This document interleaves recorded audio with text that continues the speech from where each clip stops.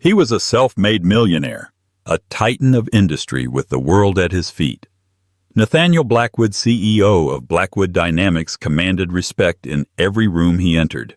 She was his elegant, supportive wife, Serafina, the perfect accessory to his glittering life. At a lavish party meant to seal the biggest deal of his career, with powerful investors hanging on his every word, he leaned in and dismissed her with a single brutal adjective: temporary. He thought she was out of earshot. He thought she didn't matter. He was about to learn that the woman he saw as a placeholder was the one holding the key to his entire empire, and she was about to turn it. The air in the penthouse was thick with the scent of money and ambition. It was a carefully curated aroma, a blend of imported lilies, expensive champagne, and the subtle, clean fragrance of floor-to-ceiling glass polished to invisibility. Outside, the lights of downtown Los Angeles sprawled like a carpet of fallen stars, a kingdom. Nathaniel Blackwood was convinced he had conquered. Inside, he was holding court. Nathaniel, or Nate as he insisted everyone call him, was a man sculpted by success. At 42, he possessed a restless energy, a predator's grace disguised by a Tom Ford suit that probably cost more than the average person's car. His charm was his sharpest weapon, and he wielded it with surgical precision. Tonight, his targets were Silas Croft and Mr. Schmidt, the two men who held the future of Blackwood Dynamics in their hands. Silas Croft of Croft Capital was a vulture in cashmere. His eyes, small and dark, missed nothing. He was the money, the one who could make or break the deal with a single terse phone call. Mr. Schmidt was the prize. The stoic, silver-haired CEO of Ethelred Robotics, a German manufacturing giant whose acquisition would catapult Blackwood Dynamics from a national tech darling into a global powerhouse. Serafina Vance. Nate's wife of 7 years watched the performance from the edge of the sprawling living room. She was a vision in a sapphire blue gown that mirrored the twilight sky outside. To the casual observer, she was the perfect hostess, her smile warm, her presence a calming, beautiful grace note in Nate's symphony of power. She ensured glasses were filled, that conversations flowed, and that the atmosphere remained one of effortless luxury. But tonight her smile felt like a mask threatening to crack. "The synergy is undeniable," Nate was saying, his voice resonating with practiced passion. He gestured towards the glittering cityscape. "Our AI, our Prometheus core, is the most advanced predictive analytics engine on the market. It's the brain. Ethelred's hardware, their precision engineering. It's the body. Together we create a true titan, a new generation of industrial automation." Mr. Schmidt nodded slowly, his expression unreadable. "Your software is impressive, Mr. Blackwood. But a merger of this magnitude, it is a marriage. We must know everything about our partner. The structure, the leadership, the stability." Silas Croft pounced on the word. Stability. Exactly, Schmidt. "Nate, your board is solid. Your financials are impeccable. But personal stability matters too. A man's foundation. Tell us about yours." He gave a slick, knowing glance towards where Serafina was speaking quietly with the catering manager. Serafina felt the shift in attention, a subtle turning of heads in her direction. She offered a polite, distant smile, excusing herself to check on the canapes. She moved through the clusters of guests, her movements fluid and elegant, a ghost in her own home. She could feel Nate's ego swell even from across the room. He loved this part, the blending of his personal and professional triumphs. "My foundation." Nate chuckled, a rich, confident sound. He lowered his voice, creating a bubble of intimacy with the two investors. "Rock solid. I built this company from the ground up, and I've structured my life for maximum efficiency, minimum distraction." Serafina was closer now, hidden behind a large marble pillar as she pretended to inspect a floral arrangement. She wasn't trying to eavesdrop, not really, but a cold premonition, a familiar unease that had been growing for months, kept her rooted to the spot. Silas Croft pressed his voice, a conspiratorial murmur. And your wife, Mrs. Blackwood, is a charming woman. A Vance, I believe, the old San Francisco family. That's her, Nate said with a dismissive wave of his hand. He took a sip of his Macallan 25, the amber liquid glowing in the low light. Serafina's heart began to beat a frantic, painful rhythm against her ribs. She knew that tone of voice. It was the one he used when he was talking about a piece of art he'd acquired or a car he was thinking of trading in. She's wonderful, Nate continued the words, a perfect caricature of spousal appreciation. Elegant, supportive, exactly what a man in my position needs. There was a pause. Serafina held her breath. She could hear the hum of the air conditioning, the distant clink of glasses, the blood pounding in her ears. Then came the words that would shatter her world. It was Silas who spoke, his voice laced with a cynical, probing curiosity. So she's the one, the permanent fixture on the Blackwood throne. Nate let out a low, confident laugh. He leaned in closer to the two men, and his voice dropped to a near whisper, a viper's hiss of condescension that cut through the noise of the party and pierced Serafina's soul. Silas, please, he scoffed. Everything in my life is an asset managed for growth. Let's just say, her current position is beneficial, but she's temporary. Temporary. The word hung in the air, invisible and yet more solid than the marble pillar she was hiding behind. It struck her with the force of a physical blow, knocking the air from her lungs. Temporary. A placeholder. An asset to be managed and presumably liquidated when her value depreciated. Her vision swam. The glittering lights of the city blurred into a meaningless smear. The sophisticated chatter of the party faded into a dull, roaring static. She saw Nate clap Mr. Schmidt on the back, his face beaming with the self-assured grin of a man who believed he had just closed the deal of a lifetime. He had no idea that he had just detonated a bomb in the foundation of his own empire. She didn't move. She stood behind the pillar, her hand gripping the cold stone to keep from falling. She watched him laugh, watched him shake hands, watched him accept the congratulations of his inner circle.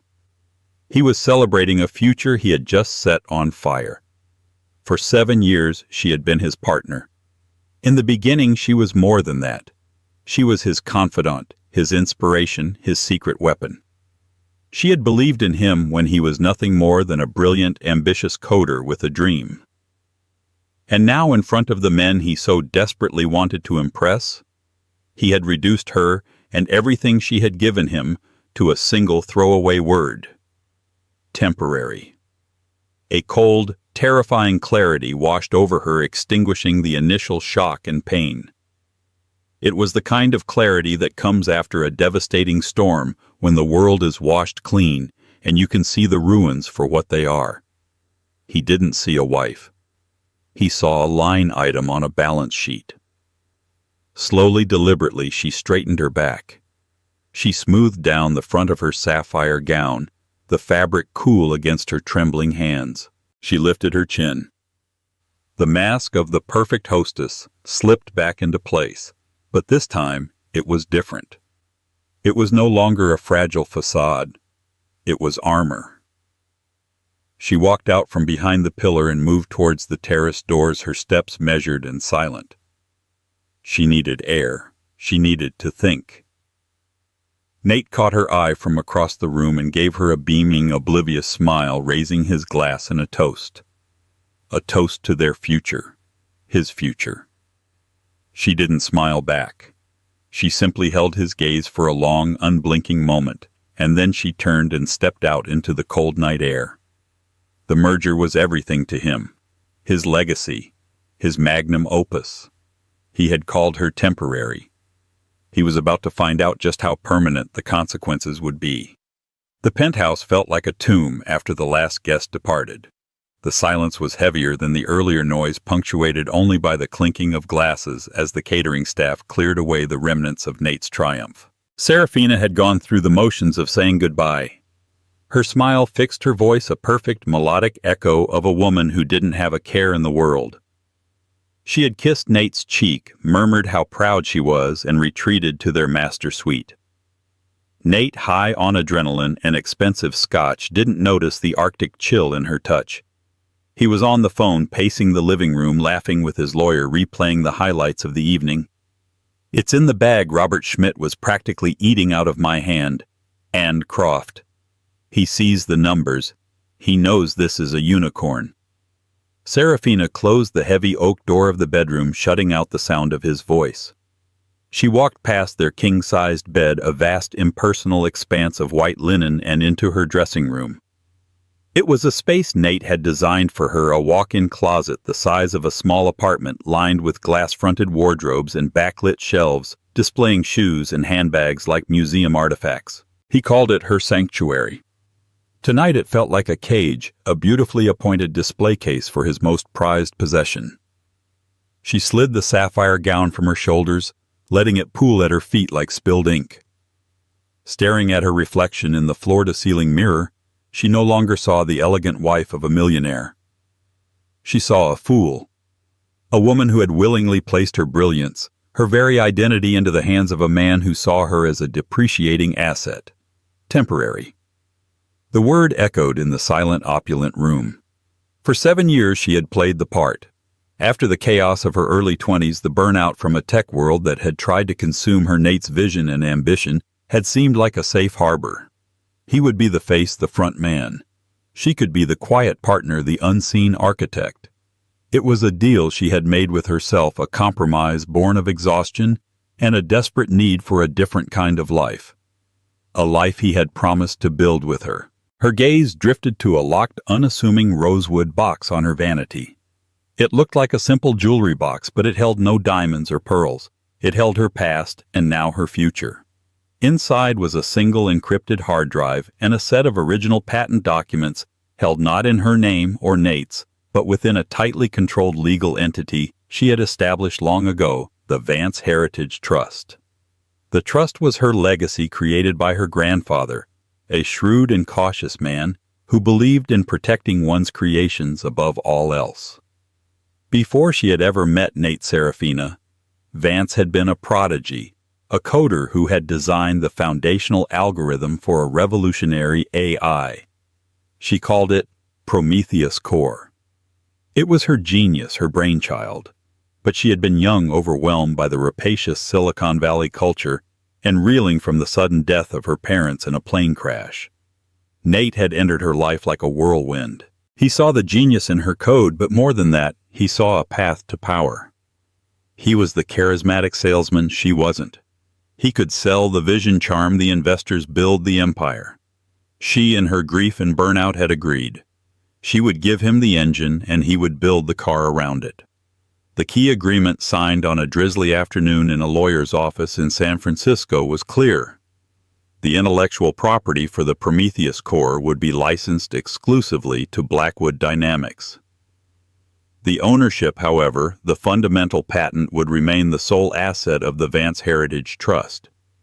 And as the last living Vance, the sole trustee and beneficiary, Serafina held the kill switch. It was a clause she never in a million years thought she would have to use. A fail-safe born from her grandfather's paranoia, which she now saw as prophetic wisdom. Her fingers, steady now, traced the intricate carving on the box. For 7 years she had been a silent partner. She attended the galas, hosted the dinners, and offered quiet advice on technical matters that Nate would later present in the boardroom as his own strokes of genius. She had told herself it was enough, that his success was their success. What a lie. She slipped into a simple silk robe, the cool fabric a stark contrast to the fire in her veins. She sat at her sleek, minimalist desk, overlooking the city that was supposed to be theirs. She powered on her laptop, a personal device Nate never touched, believing it was just for her charity work and online shopping. Her fingers flew across the keyboard, muscle memory taking over. She navigated through encrypted firewalls and secure servers with an ease that would have made Nate's top cybersecurity team weep. She wasn't just a pretty face in a gown. She was the ghost in his machine. The true architect. First she drafted an email. The recipient was Arthur Finch, the elderly, semi-retired lawyer who managed the Vance Heritage Trust. He was a man of unimpeachable integrity, loyal to her family for 50 years. The subject line was simple: urgent, invocation of Clause 11.7. Blackwood Dynamics IP license. The body of the email was even simpler. Arthur, effective immediately, I am invoking Clause 11.7 of the Vance Heritage Trust's licensing agreement with Blackwood Dynamics.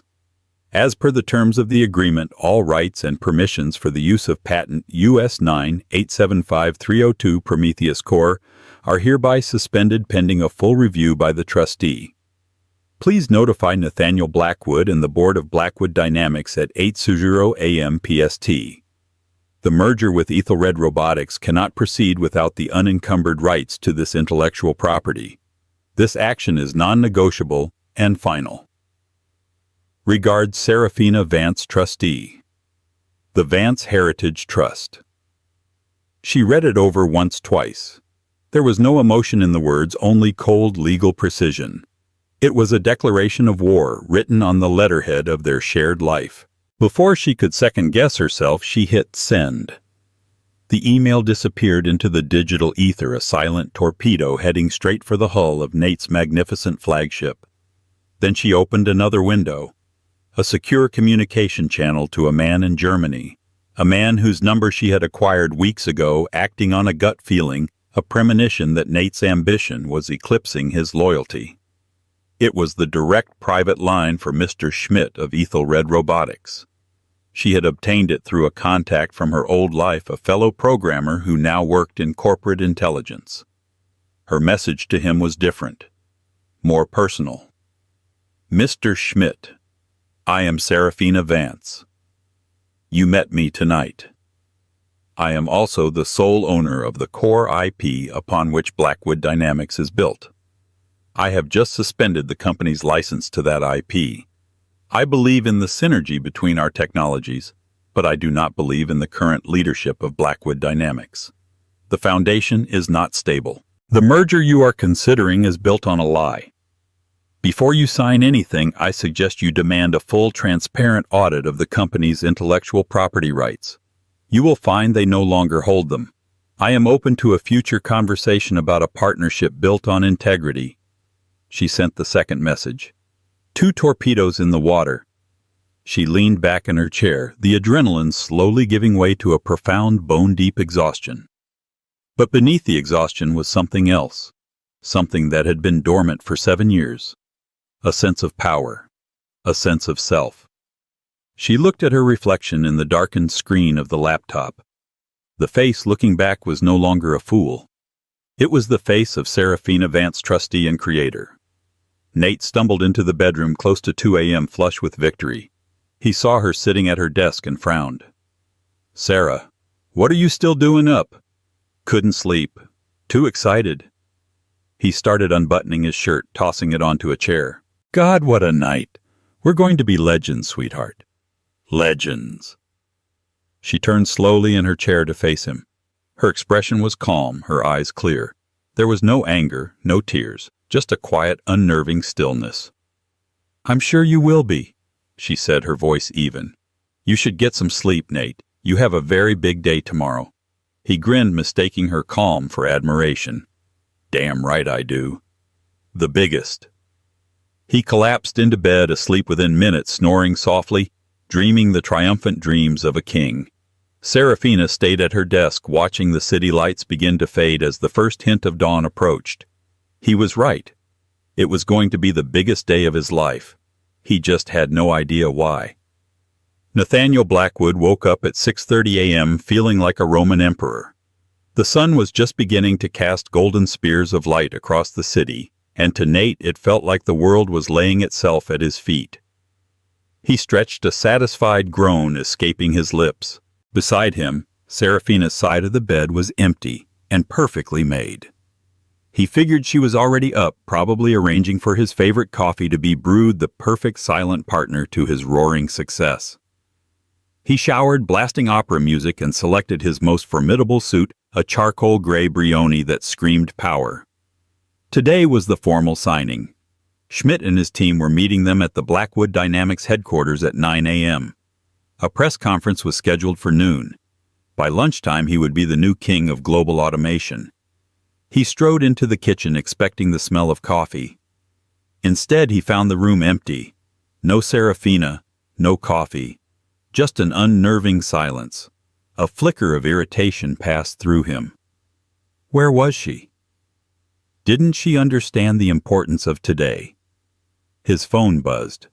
It was Robert, his chief legal counsel, probably calling to congratulate him again. Nate answered with a booming, cheerful voice. Robert, my man, beautiful day to make history, isn't it? The voice that answered was anything but cheerful. It was strained, bordering on panicked. Nate, are you sitting down? Sitting down. Why the hell would I be sitting down? I'm on top of the world. Nate, I got an email at 8:01 a.m. from Arthur Finch. The name barely registered. Who? Finch. He's the legal trustee for something called the Vance Heritage Trust. A cold knot began to form in Nate's stomach. Vance. He looked around the empty penthouse. Okay. What about it? He sent a formal notice. The trust is invoking Clause 11.7 of an IP licensing agreement. It's a suspension. Nate, he's suspending our license for the Prometheus core. The world tilted on its axis. Nate gripped the granite countertop, his knuckles turning white. What? That's impossible. That's my tech. I built it. Did you? Nate Roberts' voice was sharp. Because according to this document, the patent US 9875302 is the sole and exclusive asset of the Vance Heritage Trust. We have a license to use it, a license that is apparently contingent on certain conditions, a license that can be revoked by the trustee.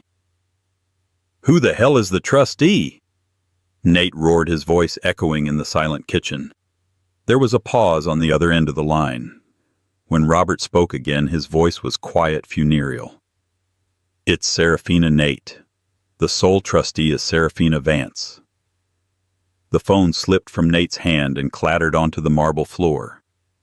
The Emperor's robes felt like they had been ripped from his body, leaving him naked and shivering in the morning sun. Serafina, his quiet, beautiful, decorative wife, the woman he had called temporary.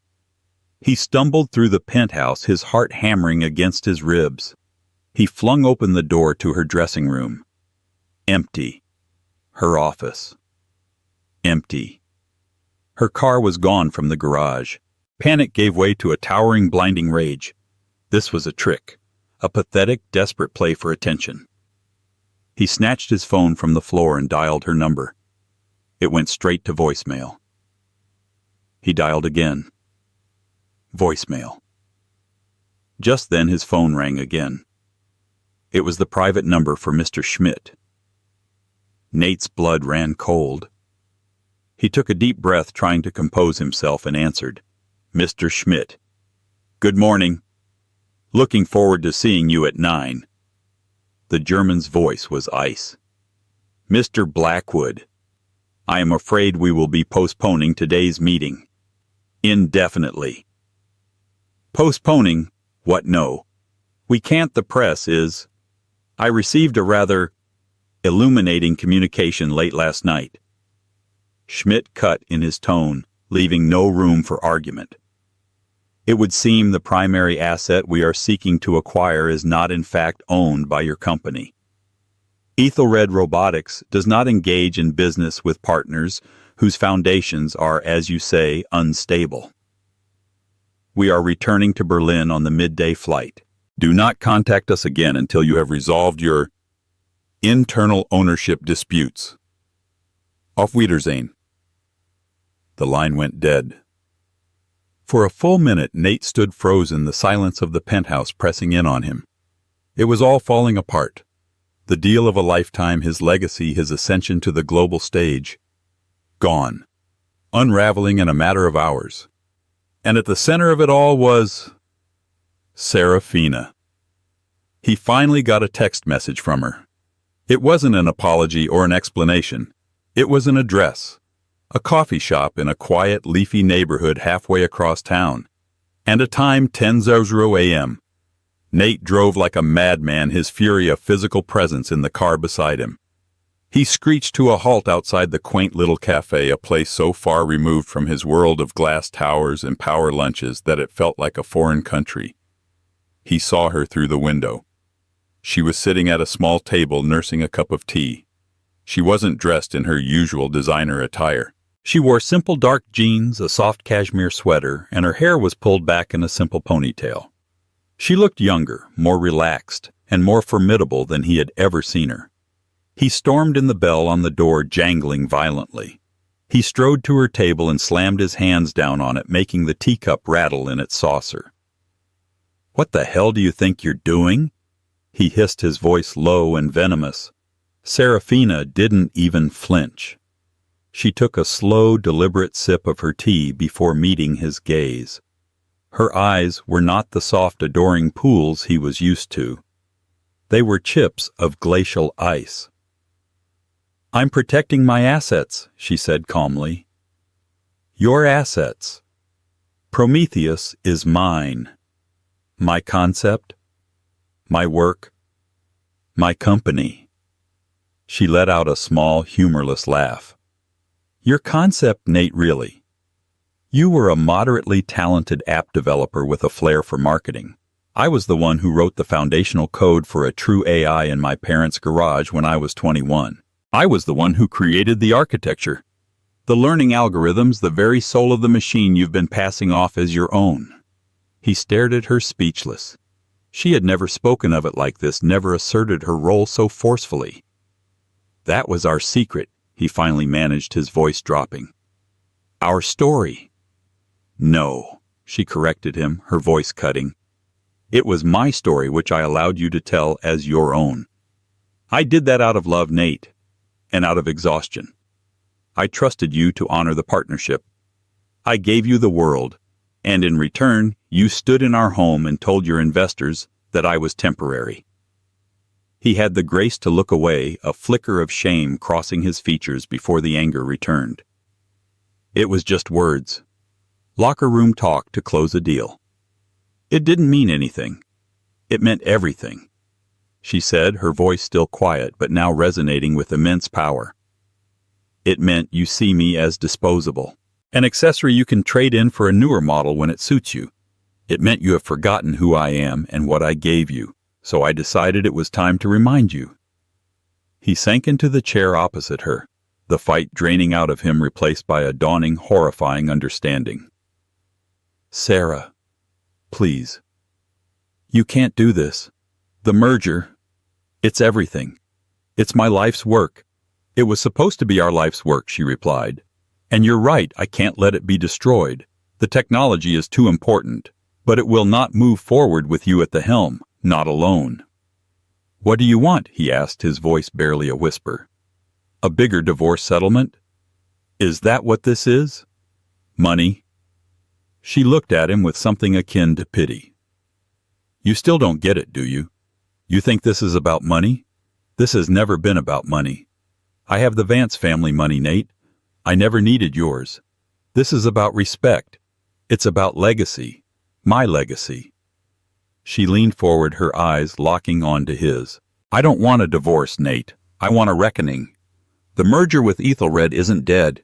It's on hold, and it will only proceed under a new corporate structure, a new board, new leadership." He stared at her, dread coiling in his gut.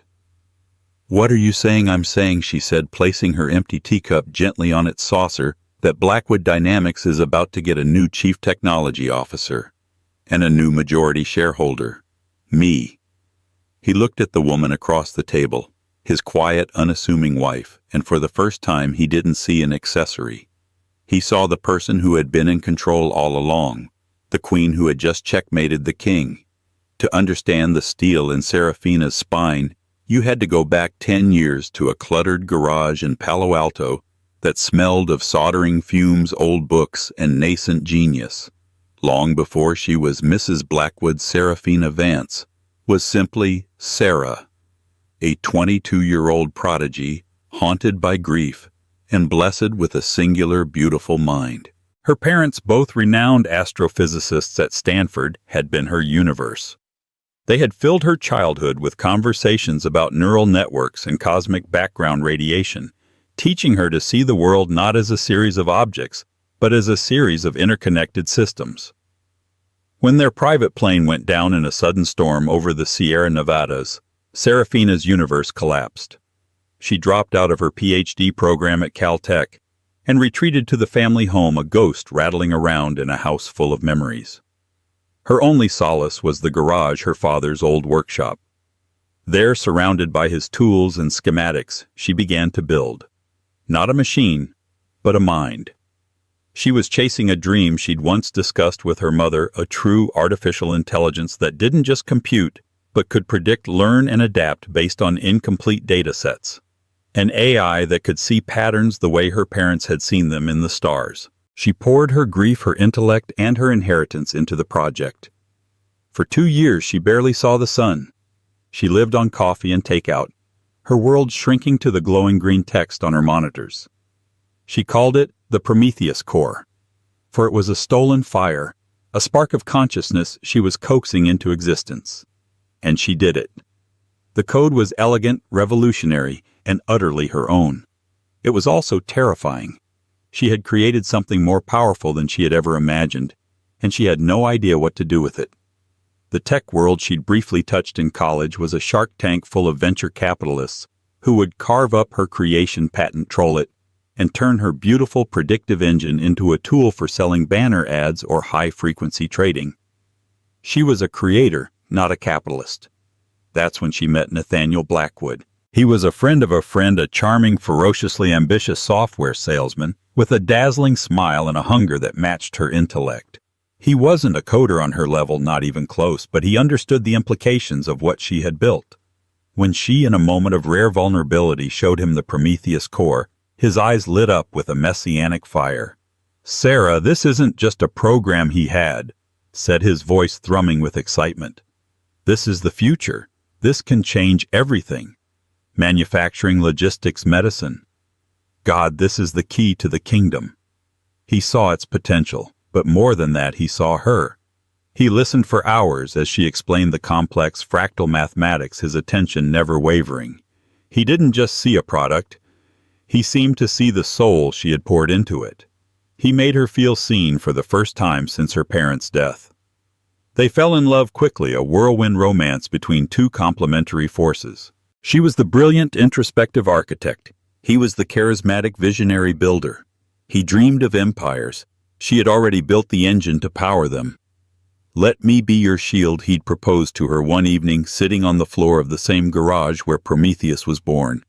"Let me be the face. I'll take the meetings, I'll fight the battles in the boardroom, I'll build the company. You can be the silent partner, the guiding hand.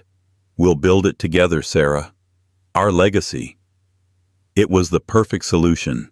It offered her a way to see her creation flourish without having to step back into the spotlight that had so unnerved her.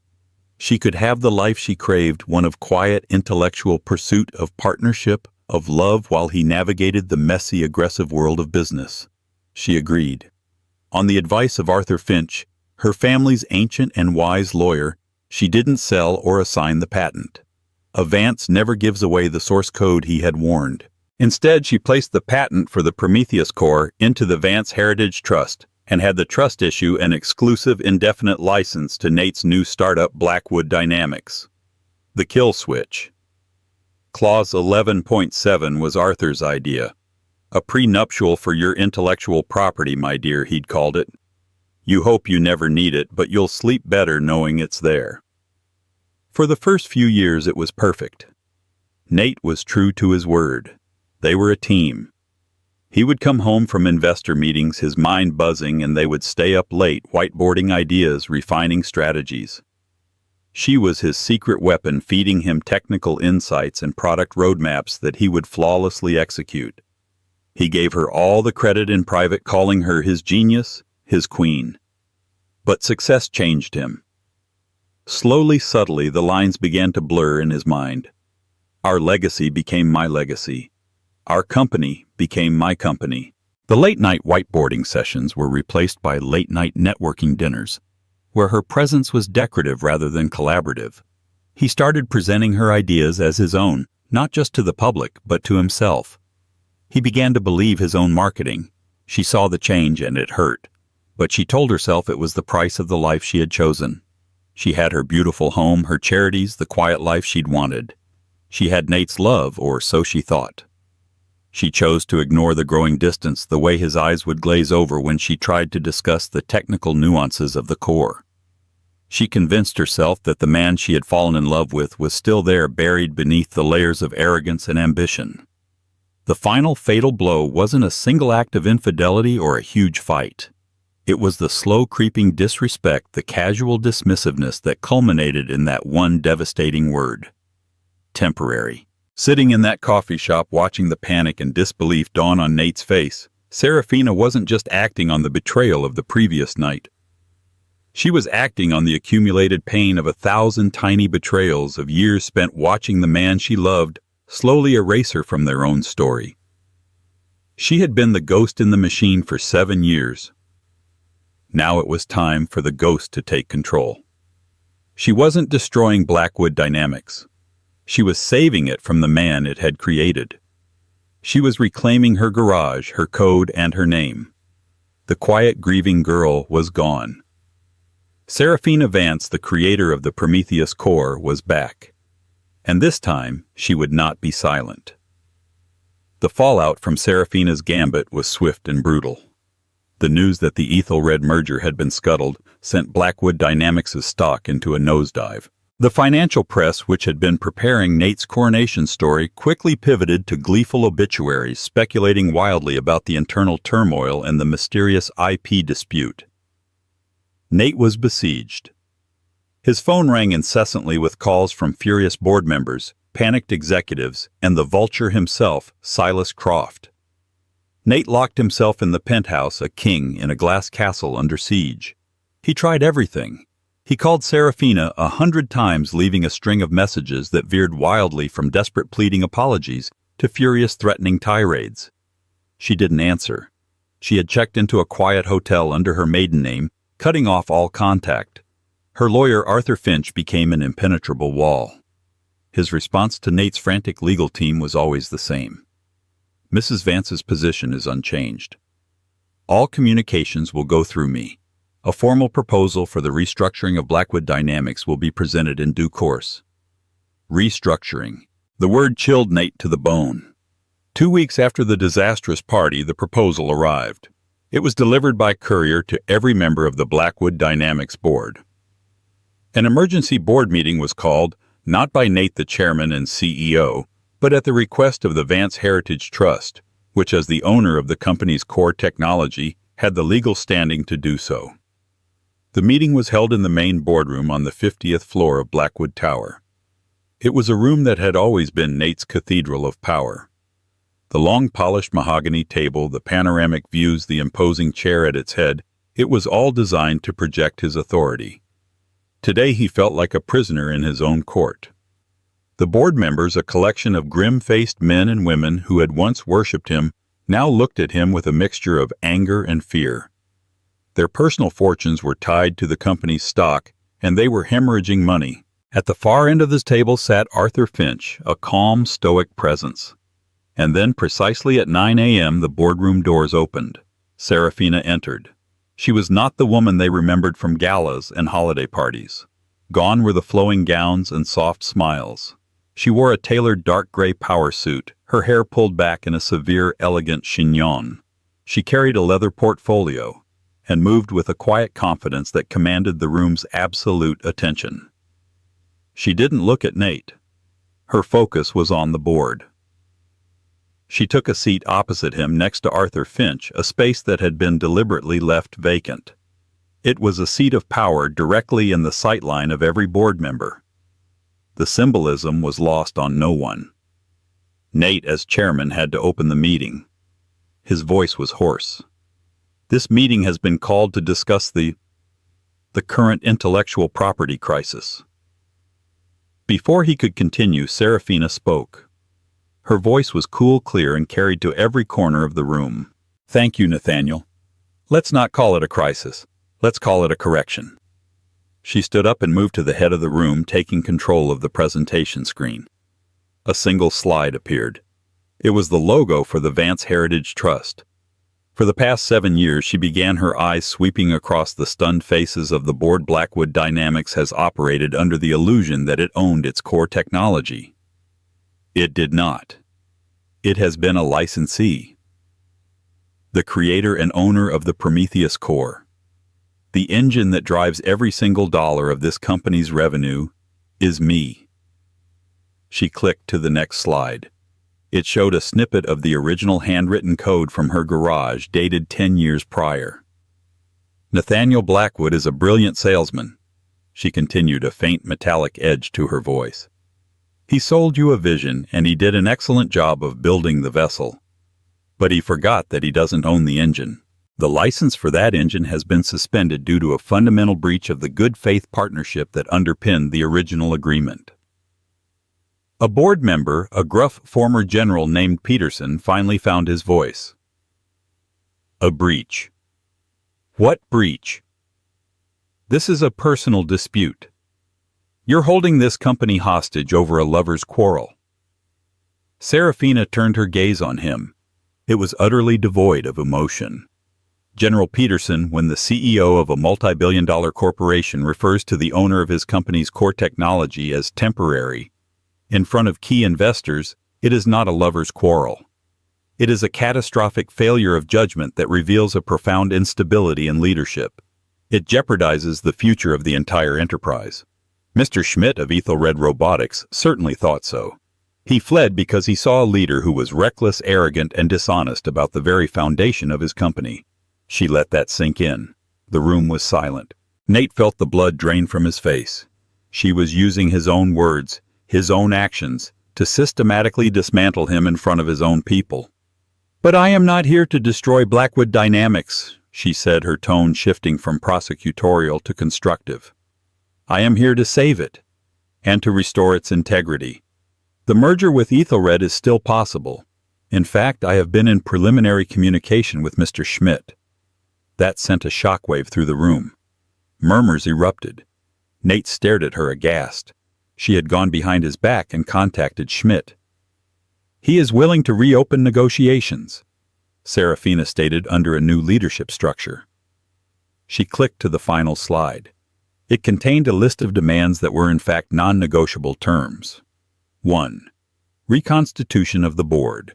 3 existing members will step down.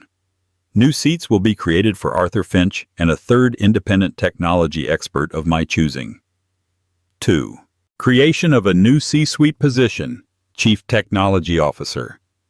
This position will have ultimate authority over all R&D and implementation of the Prometheus core.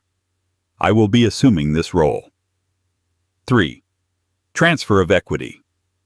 To ensure alignment of interests and in exchange for a new permanent and irrevocable license to the Prometheus IP, the Vance Heritage Trust will be issued a 51% controlling stake in the new merged entity of Blackwood Ethelred.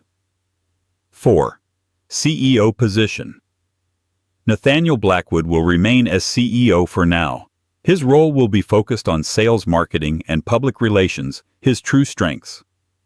However, he will report to the newly constituted board, of which I am the majority shareholder. It was a total takeover, a corporate coup executed with the precision of a surgeon and the ruthlessness of a general. She wasn't taking his title. She was taking his power. She was leaving him the throne, but she was taking the crown, the scepter, and the entire kingdom. She turned off the screen and faced the board. This is the only path forward. This is the deal that will save the merger, restore stability, and unlock the next phase of growth. It is the only deal that keeps the Prometheus core with this company. You can accept it, or you can watch the company your fortunes are built on dissolve into nothing. The choice is yours. She sat down. The silence in the room was absolute. Every eye was on Nate. They were looking for a rebuttal, a counterattack, a sign that their leader was still in control. But Nate was broken. He looked at Serafina, at the woman who had built his dream and had now claimed it as her own. He saw no malice in her eyes, only a profound, unshakable resolve. He had underestimated her at every turn. He saw her as a beautiful object, and she had proven herself to be the most powerful force in the room. He opened his mouth to speak, but no words came out. He was the CEO. He was the chairman. And he had absolutely nothing to say. He had been so obsessed with building his empire that he never realized it had been built on her land and the lease was finally up. General Peterson cleared his throat. All in favor of the proposal presented by the Vance Heritage Trust. One by one hands went up around the table. It was unanimous. Nate didn't even get a vote. The weeks that followed the boardroom coup were a blur of legal paperwork and seismic shifts in power. Serafina moved with breathtaking speed and efficiency. She established her office, not a lavish corner suite like Nate's, but a functional glass-walled space adjacent to the main R&D labs. She brought in a small, loyal team of engineers from her past, people who knew her brilliance firsthand. The effect on the company was immediate. The engineers and programmers who had long felt disconnected from Nate's sales-focused leadership were re-energized. They now had a leader who spoke their language, who understood the soul of the code, who could debate algorithmic efficiency with them until midnight. Morale, which had plummeted, began to soar. Serafina was not just a ghost in the machine anymore. She was its heart, and it began to beat stronger than ever. Negotiations with Ethelred Robotics reopened. This time, Serafina led the talks with Nate sitting beside her in a new, unfamiliar role, the supporting player. Mr. Schmidt was deeply impressed. He found in Serafina a partner who was not just visionary, but meticulous, honest, and technically fluent. The synergy Nate had boasted about was finally made real by the woman he had dismissed. The deal they forged was better, stronger, and more ambitious than the original. Nate was a shadow of his former self. He went through the motions, attending meetings, giving press statements, but the fire in his eyes was gone. He was the face of the company, but he was no longer its spirit. He was a figurehead, a well-dressed spokesman for Serafina's vision. Every major decision, from budget allocation to strategic direction, now had to go through her office. The temporary wife had become his permanent boss. Their personal life ceased to exist. They lived in the same penthouse, but as ghosts haunting opposite wings. They rarely spoke outside of work, and when they did, it was with a cold professional formality. The love and partnership that had once been the foundation of their lives were now buried under the rubble of his betrayal and her reclamation. The day the new merger was finalized, a small ceremony was held in the same boardroom where Serafina had seized control. The new company was named Ethel Vance Dynamics. Blackwood had been erased from the letterhead. It was Serafina's final quiet move, a clear signal to the world about where the true power and innovation lay. After the signing, as champagne was being poured, Nate found Serafina standing alone by the window, looking down at the city. She was wearing a simple, elegant black dress, the picture of quiet authority. He approached her cautiously. Serafina. She turned, her expression unreadable. Nathaniel. It's an incredible achievement, he said, his voice quiet. What you've done, rebuilding all this, it's better than ever. The foundation was always strong, she replied, her gaze steady. It just needed an honest architect. He finally found the courage to say what he had been unable to for months. I'm sorry, Sarah, for what I said, for what I did, for everything. I was arrogant. I was a fool. I took you for granted, and I erased you from our story. I see that now. She listened, her expression not softening. You see it now because you lost. You don't regret the betrayal, Nate. You regret the consequences. He flinched, the truth of her words hitting him hard. Is there any way back for us? He asked, his voice cracking with a vulnerability she hadn't heard since they were young and dreaming in a garage. Serafina looked away from him, back out at the sprawling city. For a long moment she was silent. The man I fell in love with believed in partnership, she said, her voice softer now, tinged with a deep, ancient sadness. He wanted to build a world with me, not on top of me. That man has been gone for a long time, Nate. I don't know if he can ever come back. She turned and looked him straight in the eye. "We are business partners now. You have a vital role to play, and I expect you to perform it with the same ambition you've always had. That is our future." As for the rest, the trust that was broken is far more complex than a line of code. It can't be easily rewritten. She offered him a final brief nod of acknowledgement, a gesture between a CEO and her subordinate, and then walked away to join Mr. Schmidt, leaving Nate standing alone by the window. He was still a millionaire. He was still the CEO. He had a corner office, a beautiful home, and his name was still, for now, known in the circles of power. But he had lost the one thing that truly mattered. He had lost the core of his world, the woman who had been both his loving partner and the secret architect of his greatness. He had called her temporary, and in doing so he had made their love the very thing that couldn't last, while her power became the only thing that was permanent. He watched her across the room, commanding respect, leading the conversation, and he finally understood. He hadn't just lost a merger that night, he had lost himself. Serafina's story is a powerful reminder that the quietest people in the room are often the most powerful. It's a tale of betrayal, but more importantly, of reclaiming one's own story and legacy. It shows that true power isn't about the loudest voice or the grandest title, but about the undeniable value of what you create. What would you have done in her shoes? Could you forgive a betrayal like that? Or is a reckoning the only answer? We want to hear your thoughts in the comments below. If you were captivated by this story of a woman who turned the tables on a man who underestimated her, please do us a huge favor and hit that like button. Every like helps our channel grow. Share this video with someone who appreciates a story of justice and empowerment, and most importantly, subscribe for more tales of drama and consequence. Don't forget to ring that notification bell so you never miss an update from our channel. Thank you for listening.